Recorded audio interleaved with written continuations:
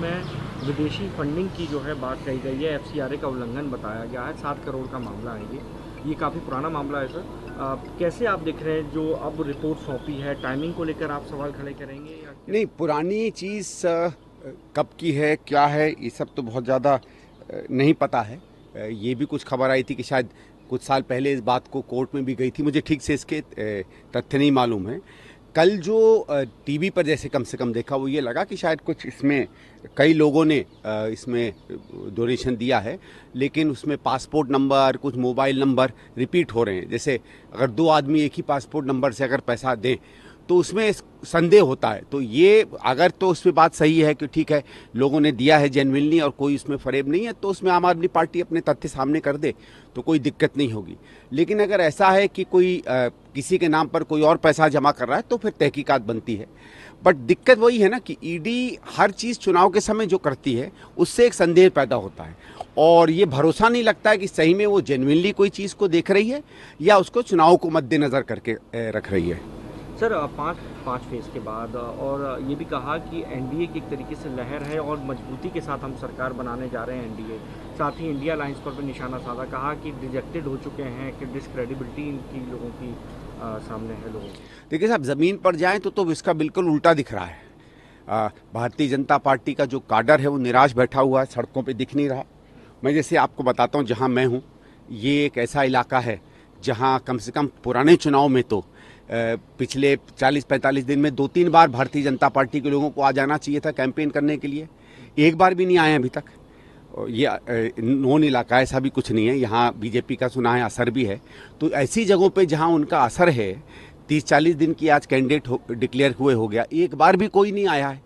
तो ये अपने आप दिखा रहा है। मैं तो अपने अनुभव से बता रहा हूँ, और जगहों से भी यही अनुभव निकल कर आ रहे हैं कि काडर निराश बैठा है। और अगर काडर निराश बैठता है तो वो इसलिए निराश बैठता है क्योंकि वोटरों से उसको कोई प्रतिक्रिया सकारात्मक नहीं मिलती है।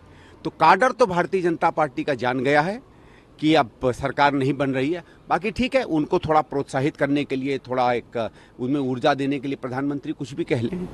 सर, लगातार बहुत ज़ोरों शोरों से बढ़ता ही जा रहा है। अमित शाह भी उन्होंने निशाना साधते हुए कल सभाओं में अरविंद केजरीवाल का जिक्र किया।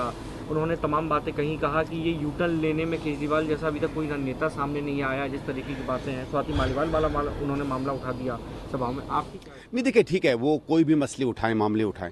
बात यह है कि ये दिल्ली सरकार का चुनाव नहीं है।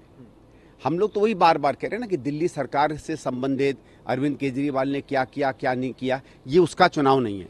हमने भी अपने गठबंधन क्यों हुआ है इस पर भी बार बार इस बात को स्पष्ट किया है कि लोकसभा या भारत सरकार के कामकाज पर जो सवाल उठे हैं, जो उसने चिंताजनक बातें करी हैं, देश में जिस तरीके से एक ऐसी सरकार आई है जिसका कोई असर नहीं दिखता है, सकारात्मक असर नहीं दिखता है, उसकी बातें क्यों नहीं करते हैं? भाई ये भी बताएं, आप 10 साल से दिल्ली में हैं, आपके हाथ में डीडीए है, आपके हाथ में ज़मीनें हैं, आपके हाथ में बहुत से और निर्माण कार्य की शक्ति है। आपने दिल्ली के लिए क्या किया? और खासकर गृह मंत्री तो विशेषकर, उसके हाथ में दिल्ली की बहुत कुछ अधिकार होते हैं। आपने दिल्ली के लिए क्या किया, ये भी तो बताइए। चलो, कोई और ख़राब है, कोई और ख़राब नहीं है, वो हम 6 महीने 8 महीने बाद दिल्ली सरकार का चुनाव होगा, ये तमाम चीज़ें आप तब हमें बताइएगा। आज आप पूरे देश में जाके कह रहे हैं कि आपने अभूतपूर्व विकास कर दिया। आपने ये कहा कि जो 70 साल में नहीं हुआ, हमने 70 महीने, ये पता नहीं जितना है इतने महीने में कर डाला। तो दिल्ली में भी भाई हमें गिना दें क्या क्या काम किए हैं।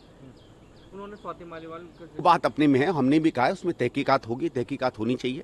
अगर कोई महिला इस विषय पर अपनी बात उठाती है तो कानून तो यही कहता है कि उसकी बात को प्राथमिक रूप से एक मानकर, और जिस पर भी इल्ज़ाम लगते हैं उसको अपने अपने जवाब देने चाहिए। इस पर पहले भी हम अपनी बात स्पष्ट कर चुके हैं, आज भी हम उसी पर खड़े हैं। एक आखिरी सवाल लूँगा सर। प्रधानमंत्री मोदी ने एक शेयर किया जिसमें रिजर्वेशन की बात कही जा रही थी। आप कह रहे हैं कि प्रधानमंत्री की कांग्रेस पार्टी या कोई भी SC ST और OBC जो रिजर्वेशन है उसको डिनाई नहीं कर सकता, उनके अधिकारों को। और एक तरीके से रिजर्वेशन को लेकर जो पूरी चुनावी राजनीति रही। नहीं, ये कहने की क्या ज़रूरत पड़ी प्रधानमंत्री को? ये तो हम लोगों को तो कोई कहने की ज़रूरत नहीं पड़ती है, क्योंकि लोग जानते हैं कि इसमें हमारी निष्ठा है, हमारा संकल्प है। बल्कि कांग्रेस ने ही ये संविधान दिया था और संविधान में आरक्षण था, और आरक्षण रूप में जो संविधान की भावना थी उसके अनुकूल रखा है। आज प्रधानमंत्री को क्या ज़रूरत पड़ रही है? इसलिए ज़रूरत पड़ रही है कि आपने जब से 400 पार का नारा दिया है और आपके जितने भी फील्ड में नेता हैं वो जो जिस संविधान को हटाने की बात कर रहे हैं, जिस मनुवादी एक प्रथा को लगाने की बात कर रहे हैं, और उसमें सीधे सीधे कई जगहों पर आपके लोग आरक्षण की पूरी नीति पर सवाल खड़े कर रहे हैं, इसलिए आपको सफाई देने की आवश्यकता पड़ रही है। लेकिन बात यह है कि हकीकत में आप वही चाहते हैं जो ज़मीन पर आपके लोग कह रहे हैं कि आप ये संविधान बदलना चाहते हैं।